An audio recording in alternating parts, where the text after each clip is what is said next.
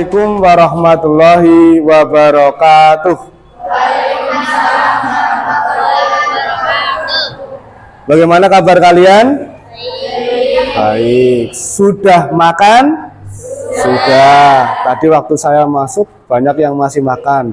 Ya, ada yang makan es, minum es ya, kemudian makan jajan, dan itu di belakang juga masih ada plastiknya, berarti belum habis. Nggak apa-apa, nanti dilanjutkan ya setelah pembelajaran. Oke, sebelum kita mulai pelajaran pada siang hari ini ya, silakan salah satu dari kalian untuk memimpin doa.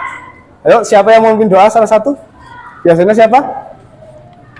Ketua kelas? Ya apa, siapa aja, yuk. Ayo pimpin doa.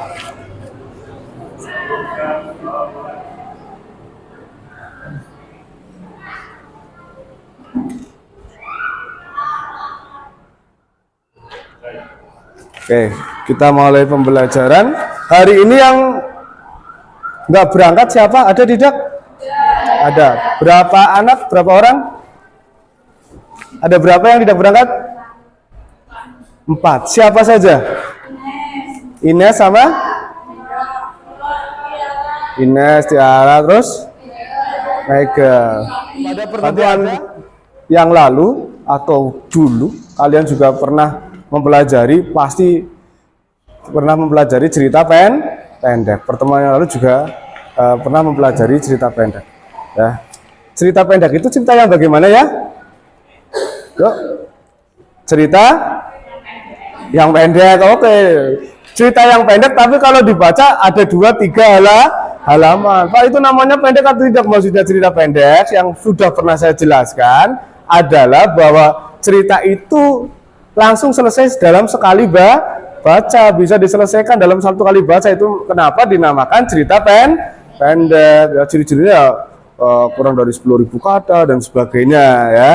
Itu. Nah, pada hari ini yang akan kita pelajari adalah menganalisis struktur teks cerita pendek. Bagaimana kalian menganalisis strukturnya apa saja? Ada berapa? Ada 6 struktur. Waktu SMP kalian pernah nggak mempelajari struktur cerita pendek? Pernah. Ada berapa waktu SMP? Waktu SMP ada berapa itu? Ada yang 3, ada yang 4, ada yang 5. Tapi kalau di SMK itu ada 6. Pak, sama tidak? Sebenarnya secara garis besar sama, hanya ditambahi atas dan bawah. Kalau dulu itu dimulai orientasi, kalau di SMK kelas 11 dimulai dengan abstrak ya, ditambahi abstrak. Tapi karena mati lampu, akhirnya kita pakai media pembelajaran di YouTube saja. Jadi tadi PowerPoint-nya saya unduh ya, dalam bentuk video, kemudian saya share di YouTube ya.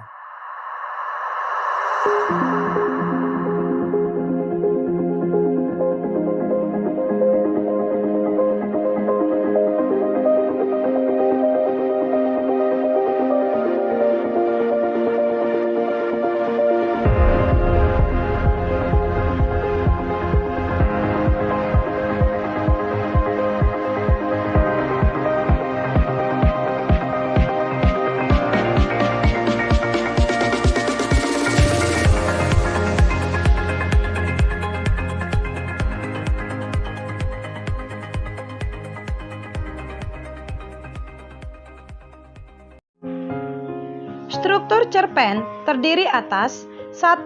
Abstrak, merupakan bagian cerita yang menggambarkan keseluruhan isi cerita. Simaklah contoh berikut ini. Kesedihan masih mendera diriku. Setelah ditinggal pergi pendamping hidupku, kini anakku satu-satunya juga telah tiada. Hujan air mata tentu saja menetes di sini, di mataku. Struktur yang kedua, orientasi, berisi pengenalan cerita, baik itu berkenaan dengan penokohan ataupun bibit-bibit masalah yang dialami tokoh. Simaklah contoh berikut ini. Tak terasa ini sudah 40 hari kepergian istriku dan 7 hari kepergian anakku. Sedih dan duka itu tentu masih ada, namun menipis. Setipis kain tisu yang sering aku gunakan untuk menyeka air mata dan ingusku karena berduka. Struktur ketiga, komplikasi. Bagian cerpen yang menceritakan puncak masalah yang dialami tokoh utama. Bagian ini pula yang paling menegangkan dan rasa penasaran pembaca tentang cara sang tokoh dalam menyelesaikan masalahnya bisa terjawab. Dalam bagian ini, sang tokoh menghadapi dan menyelesaikan masalah itu yang kemudian muncul konsekuensi atau akibat tertentu yang meredakan masalah sebelumnya. Simaklah contoh berikut ini. Sampai sang rusa sedang bahagia, ternyata banyak rintangan yang akan dilalui rusa yang sedang berbahagia ini. Di padang rumput tersebut juga dihuni oleh binatang lain, termasuk binatang buas. Struktur keempat, evaluasi, merupakan bagian yang menyatakan komentar pengarang atas peristiwa puncak yang telah diceritakan. Komentar yang dimaksud dapat dinyatakan langsung oleh pengarang atau diwakili oleh tokoh tertentu. Pada bagian ini, alur atau konflik cerita agak mengendur, tetapi pembaca tetap menunggu konflik selanjutnya sebagai akhir dari cerita. Simaklah contoh berikut ini. Beberapa hari setelah itu, istri saya mulai kendur ketegangannya. Kalau saya lupa menutup kopi Nescafe, biasanya dia marah-marah kalau bekas kopi susu itu dijilati tikus. Tetapi sekarang tidak mendengar lagi sewotnya. Begitulah kedamaian rumah kami mulai nampak, sampai pada suatu pagi, istri saya mendengar sayup-sayup cicit-cicit bunyi bayi tikus. Inilah gejala perang Baratayuda akan dimulai lagi di rumah kami. Struktur kelima, resolusi, merupakan tahap penyelesaian akhir dari seluruh rangkaian cerita. Bedanya dengan komplikasi, pada bagian ini ketegangan sudah lebih mereda. Dapat dikatakan pada bagian ini hanya terdapat masalah-masalah kecil yang tersisa yang perlu mendapat penyelesaian sebagai langkah beres-beres. Simaklah contoh berikut ini. Sang rusa tadi pun mendapatkan ide untuk menyelesaikan masalahnya dengan mencari teman dari kelompok rusa lain. Dan ia pun bahagia karena telah mendapatkan teman dari bangsanya sendiri. Struktur yang keenam adalah koda. Koda merupakan bagian akhir dari cerita yang mengandung makna dari cerita atau amanat yang dapat diambil dari cerita tersebut. Simaklah contoh berikut ini. Kita harus bahagia memiliki teman, karena selain merasa aman, memiliki teman juga membuat kita tidak merasa kesepian, meskipun kita di tempat yang indah dan memiliki segalanya. Tanpa teman, kita akan sendiri dan tidak merasa bahagia.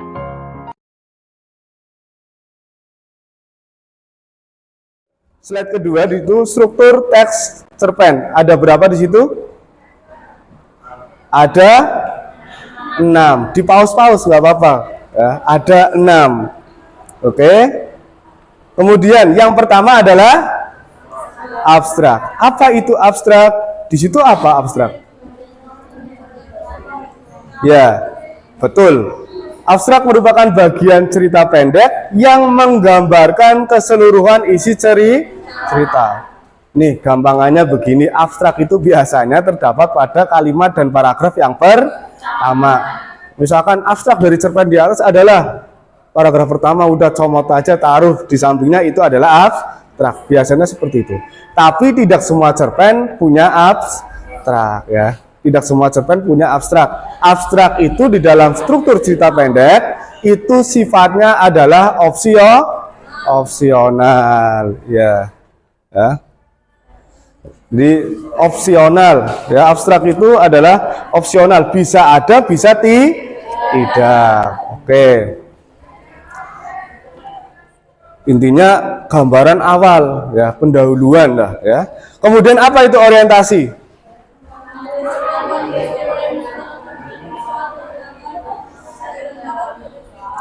Orientasi adalah penentuan peristiwa yang menciptakan latar, atmosfer, waktu, tokoh, ya, pengenalan. Jadi ketika kamu baca cerpen nih, tiba-tiba kamu membaca di situ sudah muncul tokoh-tokohnya, nama tokoh-tokohnya, ya.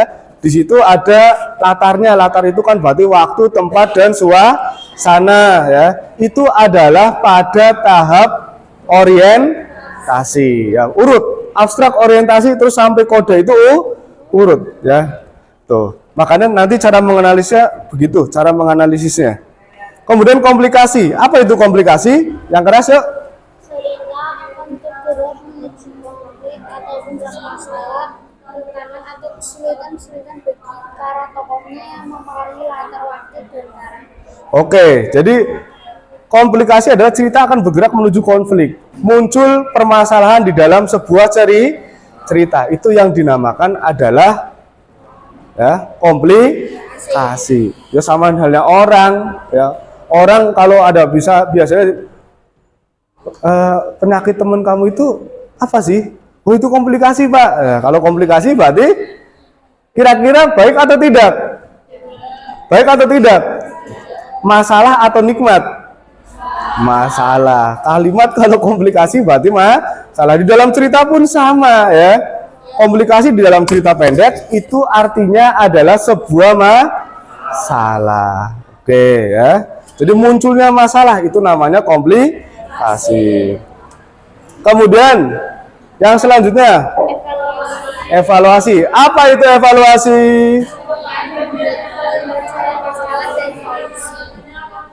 Oke, evaluasi adalah pencarian masalah dan solusi, ya, sesuai dengan namanya, konflik di dalam cerpen dievaluasi untuk menghasilkan solusi. Ya, jadi ketika sudah mulai ada kalimat-kalimat di dalam cerpen yang akan memunculkan sebuah solusi, maka itu dinamakan evaluasi masalah. Kemudian silakan ditonton videonya. Saya kasih kesempatan di situ, di belakangnya kan ada videonya, ya. Video tentang contoh-contoh dari analisis, ya, struktur teks cerita pendek. Silakan ditonton. Ya, saya kasih waktu sekitar 5 menit, 3 menitan. Ya, volumenya dikeluarkan nggak apa-apa, karena memang listrik mati, jadi saya nggak bisa, ya. Tadinya mau tak tayangan di depan. Nggak apa-apa, coba biar kelihatan. Wah, layarnya gelap sekali. Ya, oke. Coba yang lain, saya ingin lihat.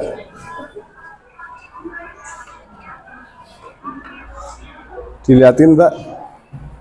Oh ya, nggak apa-apa, ya.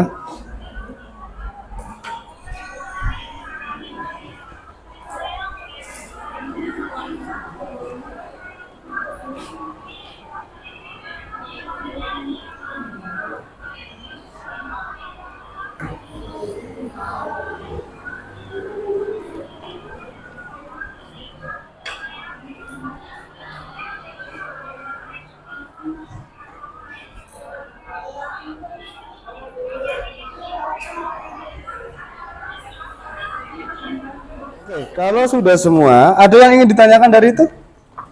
Ada kesulitan memahami struktur dari teks cerita pendek?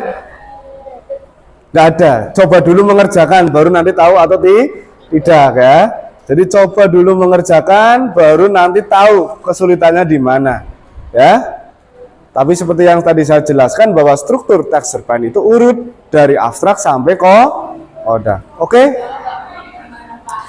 Ya urut, ya, karena cerita itu runtut. Nah, kalau kita ingin membandingkan, sebenarnya ada yang sama, tapi ini pada unsur-unsur cerpen, ya.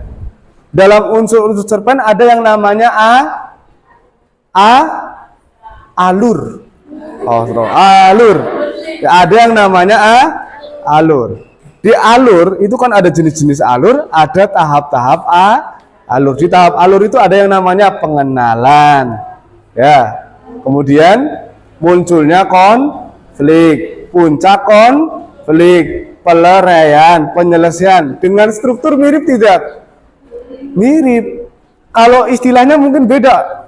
Abstrak, orientasi, tapi maknanya sama. Ya. Dan kalian disuruh untuk menganalisis itu.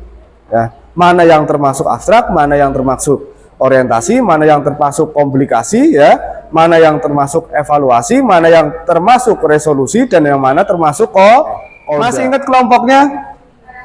Masih.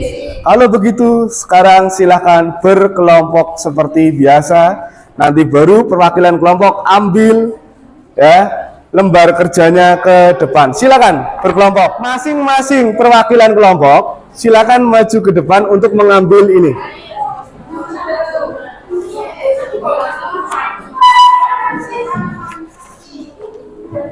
Bentar, ini satu, bentar.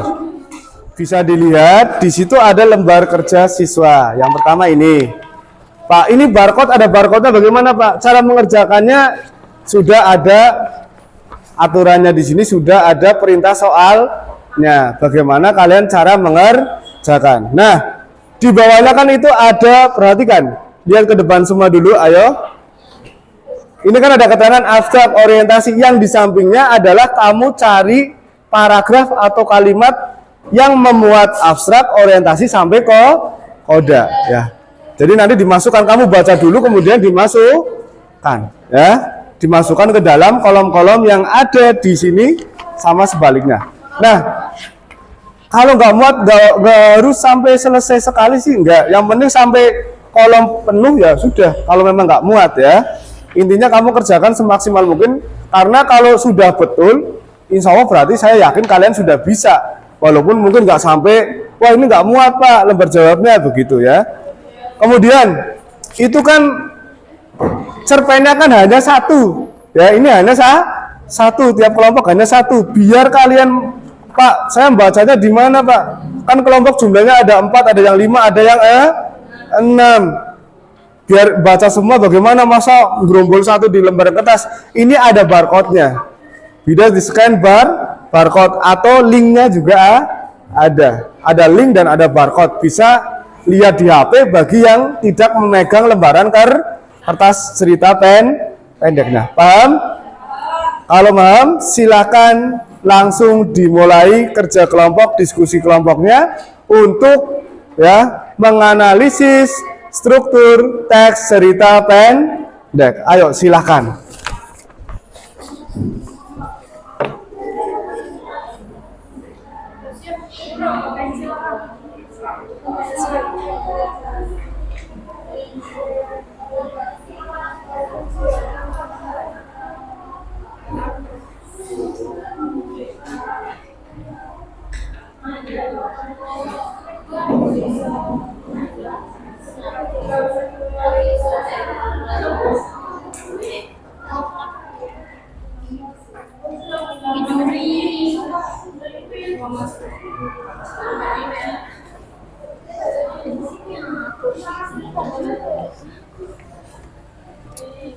Bisa scan barcode enggak sih kalian? Bisa ya? Masa nggak bisa? Biasa scan barcode belanja ya?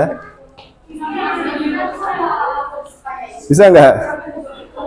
Muncul linknya, kalau di scan itu nanti muncul linknya, diklik gitu.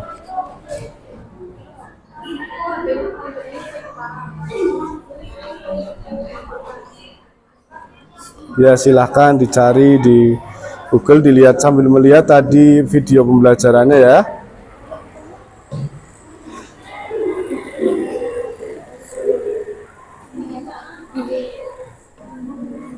Sudah mulai mengelompokkan, Mbak.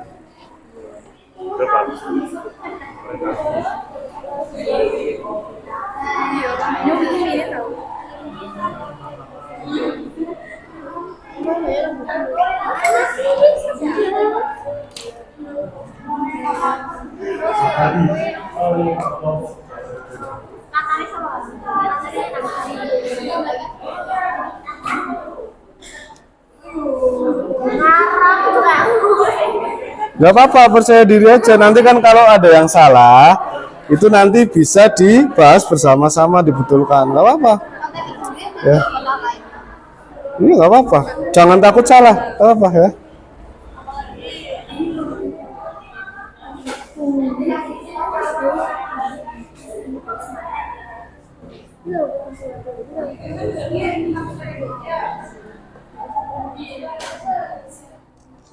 Oke.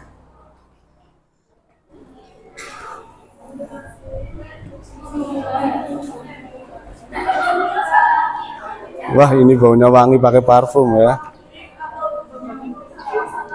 Pinter. Percaya diri, yang penting percaya diri. Kenapa? Evaluasi itu bisa dianggap ya.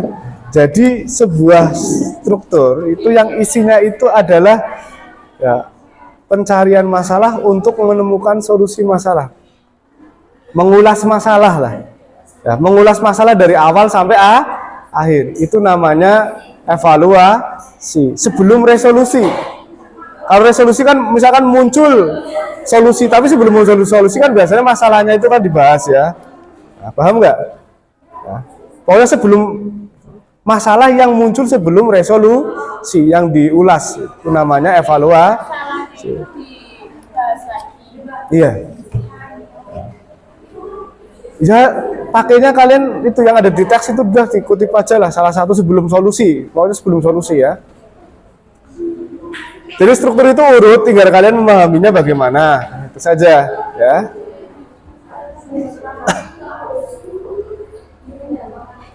Tinggal kalian memotong-motongnya itu pas atau tidak. Kalau nggak pas kan jangan-jangan yang masuk kode ternyata itu resolusi, kan kayak gitu ya.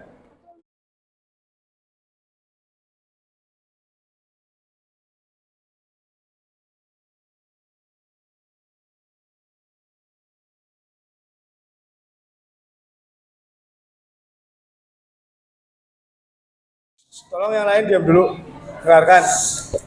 Yuk, silakan mulai. Assalamualaikum warahmatullahi wabarakatuh.